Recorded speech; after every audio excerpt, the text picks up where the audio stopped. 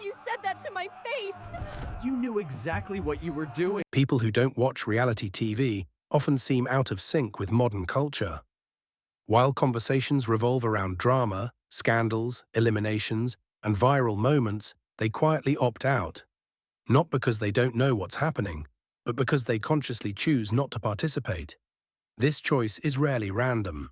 From a psychological perspective, avoiding reality TV often reflects how a person processes stimulation, emotion, and attention. Reality television is designed to provoke reactions: excitement, outrage, judgment, comparison. It thrives on emotional escalation and constant novelty. For many viewers, this stimulation feels entertaining. For others, it feels exhausting. People who avoid reality TV tend to be highly sensitive to emotional noise. Their nervous systems are less tolerant of artificial conflict and exaggerated behavior. What others see as fun drama, they perceive as unnecessary stress. This doesn't mean they lack curiosity or social awareness. In fact, many of them are deeply observant. They simply prefer understanding real human behavior rather than consuming curated emotional performances. Reality TV compresses complex human experiences into simplified narratives: heroes and villains, winners and losers, public humiliation packaged as entertainment. For some minds, this reduction feels uncomfortable. They instinctively resist judging strangers based on edited storylines. Psychologically, this reflects a stronger internal locus of evaluation. Instead of outsourcing emotional reactions to external cues, they rely on their own internal framework to assess meaning and value.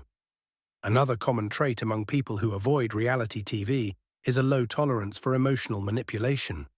They quickly recognize when music, camera angles, or selective editing are used to steer feelings. Once this awareness develops, immersion becomes difficult. When you can see the strings, the performance loses its power. Many of these individuals also value cognitive depth over emotional spectacle. They prefer content that informs, challenges, or expands understanding: books, documentaries, long-form discussions, or solitary creative activities. Their attention is not easily captured by surface-level conflict. This doesn't make them superior. It simply means their reward systems are wired differently. Dopamine for them comes from clarity, insight, and mastery, not from chaos or social comparison. Social comparison plays a major role here. Reality TV thrives on comparison: who is richer, louder, more attractive, more dramatic. People who avoid it often feel little benefit from measuring themselves against strangers' curated lives. They already understand that comparison distorts self-perception. Instead of feeling excitement, they feel detachment. There is also a strong link between avoiding reality TV and emotional regulation.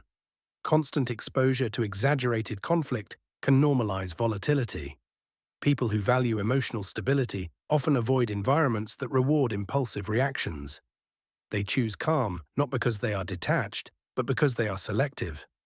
Interestingly, many people who don't watch reality TV are often labeled as boring or out of touch. In reality, they are simply uninterested in consuming emotions that don't belong to them. They protect their mental space the same way others protect their time or money. Attention to them is a limited resource. They understand that what you repeatedly watch shapes how you think, feel, and interpret the world. So they choose content that reinforces clarity instead of confusion, depth instead of distraction. Another overlooked aspect is autonomy. Reality TV creates shared narratives that dominate social spaces. Opting out requires comfort with being slightly disconnected. People who do this tend to be comfortable standing outside collective excitement without feeling the need to justify themselves. They don't fear missing out. They understand what they are choosing to miss. This choice often reflects a deeper trust in their own inner world.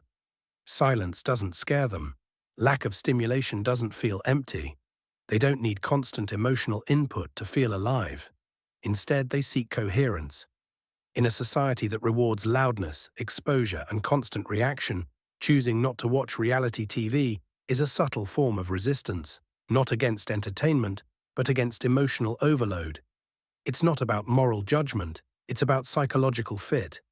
People who avoid reality TV aren't rejecting culture. They are curating it. They are saying, "This doesn't nourish my mind."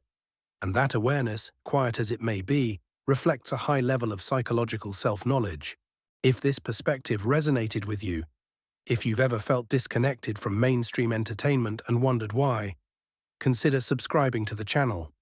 Here, we explore the psychology behind quiet preferences, inner worlds, and the unseen patterns that shape human behavior.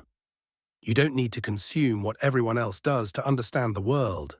Sometimes, stepping away from the noise is how clarity begins.